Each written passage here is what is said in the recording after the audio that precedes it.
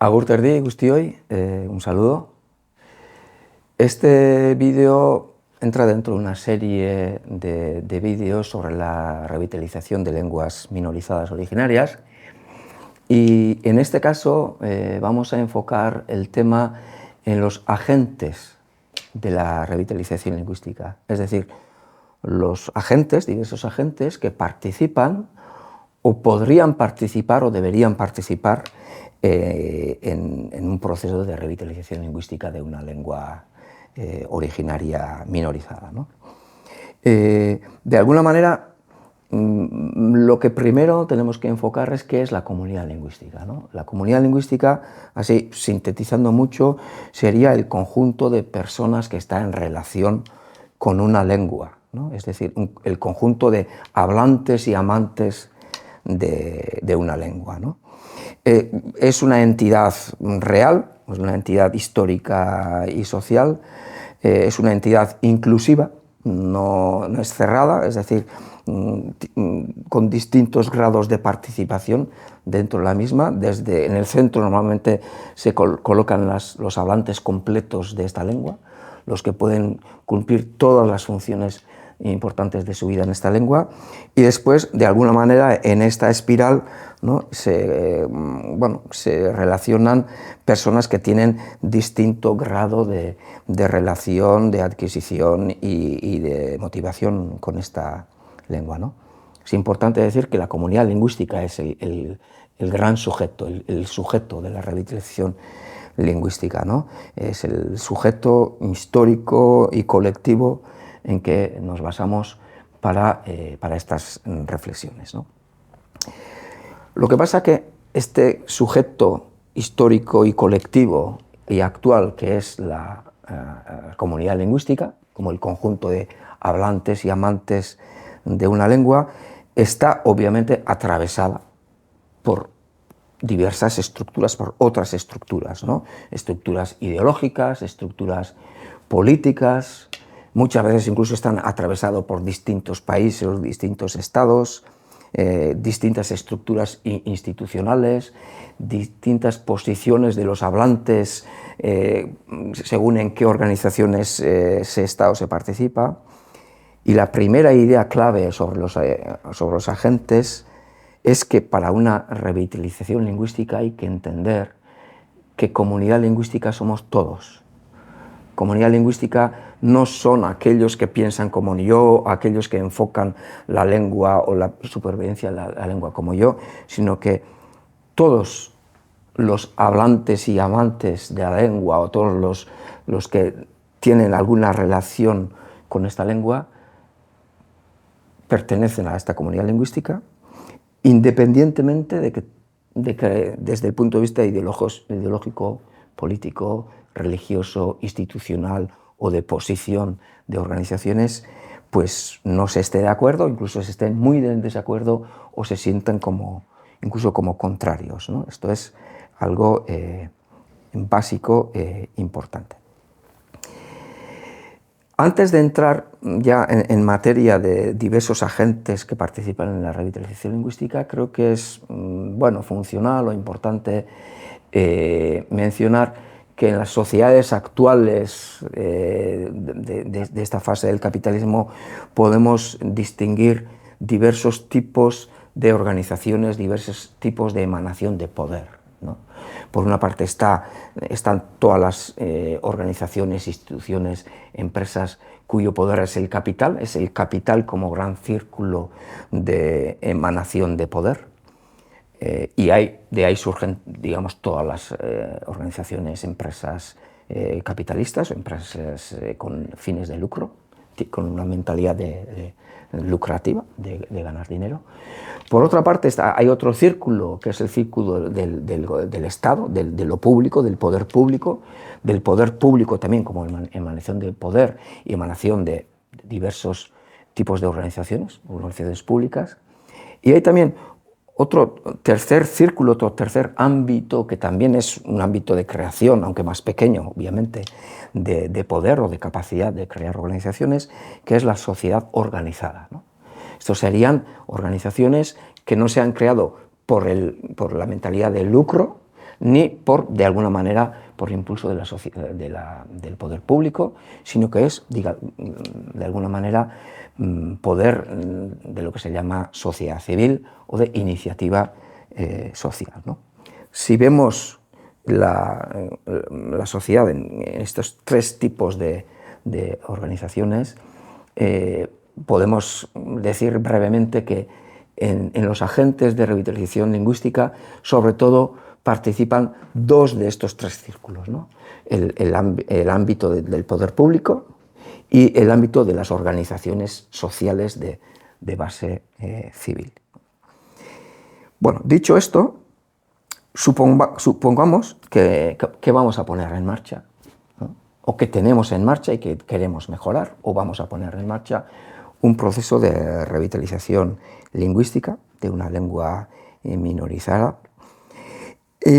Para esto, por una parte, retomamos lo que habíamos dicho en el vídeo 1, ¿no? Cuando, digamos, dibujamos el esquema de los grandes ámbitos de revitalización lingüística y, de alguna manera, la matriz básica, la estructura de la revitalización, ¿no? Y podemos decir que esto es la tarea que está por hacer, ¿no? Hay que construir el corpus, hay que construir, digamos, los ámbitos de adquisición de la lengua, hay que construir los ámbitos de uso o de funciones de la lengua, y hay que construir desde abajo el impulso de todo eso con activación social, con el cambio del relato, con el cambio de mentalidad y activando también las instituciones, ¿no? Por tanto, y todo eso necesita de una planificación lingüística, ¿no? Una planificación lingüística como proyecto articulado que planteamos o presentamos en el primer vídeo de esta serie. Bueno, entonces la pregunta sería, ante todo esto, si hay que edificar esto, ¿qué tipo de agentes actúan? ¿O qué tipo de agentes actúan, podrían actuar o deberían actuar para esto, ¿no? Bueno, entonces podríamos decir que, por una parte, no en orden de importancia, porque creo que las instituciones públicas, desgraciadamente, pues, hoy en día pues, no están jugando el papel más importante, pero bueno, por empezar por ahí, podemos poner la columna de los agentes de las instituciones públicas, ¿no? Por una parte están los parlamentos, las asambleas nacionales, el poder legislativo de cada país, al que le compete, por ejemplo, ¿no? Escribir la ley de lenguas, una ley de lenguas o ley de derechos lingüísticos que en muchos países ya está formulado, pero digamos que el Parlamento o el poder legislativo es o puede ser un agente en este proceso, ¿no?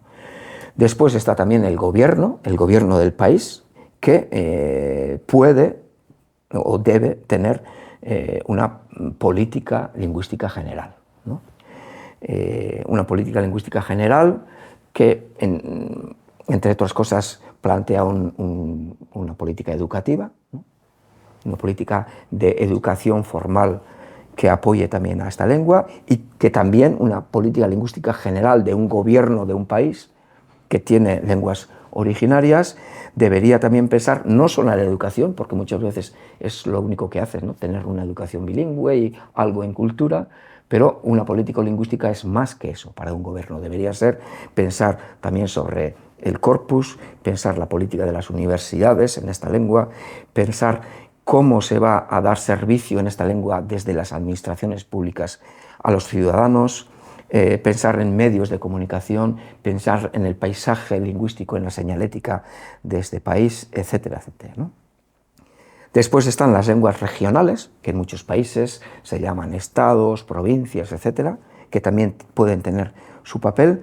Y después podemos mencionar los gobiernos locales, los municipios, o en general gobiernos municipales o locales, que pueden hacer también mucho, ¿no? Pueden hacer una política lingüística municipal, y también dentro de esta política lingüística municipal pueden escribir ordenanzas municipales, ¿no? Como una de las herramientas de esta política lingüística municipal, ¿no? Aquí hay que decir que bueno, estos agentes son importantes, tienen su importancia, aunque no podemos decir que las comunidades lingüísticas deben estar a la espera de que los gobiernos hagan políticas, ¿no? Porque muchas veces si se está a la espera de que los gobiernos cambien o hagan políticas en favor de las lenguas, pues pasan las décadas y las lenguas se van cada vez más desapareciendo de manera más acelerada, ¿no? Por tanto, no se puede esperar a los gobiernos, pero también hay que entender que los gobiernos son importantes, que no es igual tener o no tener ayuntamientos que apoyan, tener o no tener políticas públicas municipales o tener o no tener políticas públicas generales, ¿no? En general podemos decir que la clase política no está en la mayoría de los países motivada, lo suficientemente motivada para hacer políticas públicas que las lenguas realmente necesitan en este momento. Y también hay que decir que aquellos políticos de la clase política que podrían estar motivadas no saben cómo hacerlas, ¿no? En este momento la clase política no tiene los conocimientos, ¿no?, de cómo se deberían hacer políticas públicas para revitalizar las lenguas. Este conocimiento existe porque hay algunos países que lo han hecho, pero de alguna manera que tenemos un gran trabajo en hacer que esta clase política tenga las herramientas para saber cómo debe hacer las políticas públicas, ¿no? Después ya pasamos a otra columna, a la segunda columna, a la más fundamental, que son los agentes de la sociedad organizada, ¿no? Son los agentes más dinámicos normalmente de las comunidades lingüísticas y no es exclusivo, es decir, hay que saber que también que los gobiernos, tanto locales como generales o regionales, tienen su papel y deben tenerlo, ¿no?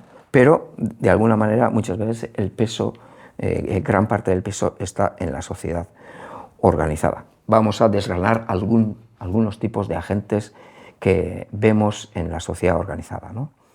Por una parte están los agentes, los movimientos indígenas sociopolíticos, que solo hay en algunos países, como bueno, pues Ecuador, Bolivia, etc. Hay algunos países que tienen movimientos sociopolíticos indígenas que pueden tener su papel y han hecho algunas cosas interesantes, aunque en general estos movimientos, desgraciadamente, en sus agendas no tienen como prioridad importante la revitalización de las lenguas y están más tal vez en otros aspectos, ¿no?, de los derechos. Otro agente importante también son bueno, las organizaciones sociales, movimientos sociales que no están específicamente trabajando por la lengua, pero que sí, de alguna manera, apoyan o pueden apoyar iniciativas por la lengua, ¿no? Todo tipo de organizaciones, fundaciones de transformación social. El tercer agente que hemos puesto aquí es el agente, sin duda, más importante y el más fundamental, ¿no?, que son las asociaciones, organizaciones, fundaciones que específicamente nacieron y trabajan a favor de la revitalización de la lengua, ¿no? Estos son realmente los agentes más importantes.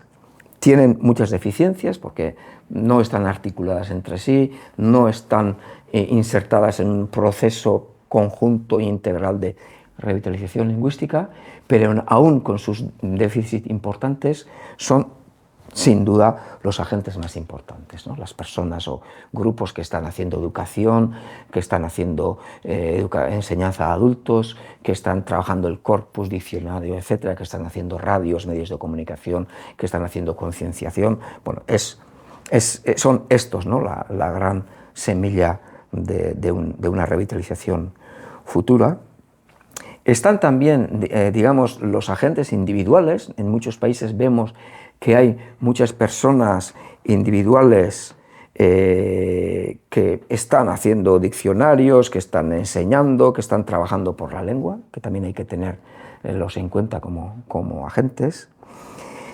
Están también los agentes del mundo del conocimiento, sabios de las comunidades, o también agentes del mundo del conocimiento que están trabajando en la academia oficial, en las universidades, escritores, investigadores que saben de estos temas y que impulsan también procesos. Por tanto, este tipo de agentes de especial conocimiento son también a tener en cuenta.